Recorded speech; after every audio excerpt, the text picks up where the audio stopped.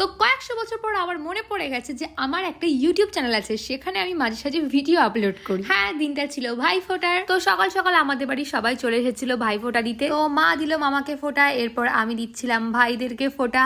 আর জানো তো, আমার আরো দুটো মামার আসার কথা ছিল, কিন্তু তারা আসতে পারিনি। আর এই পুচকুটা হচ্ছে আমাদের সব থেকে ছোট ভাই। তো এরপর আমার বোন দিল ভাইদেরকে ফোঁটা।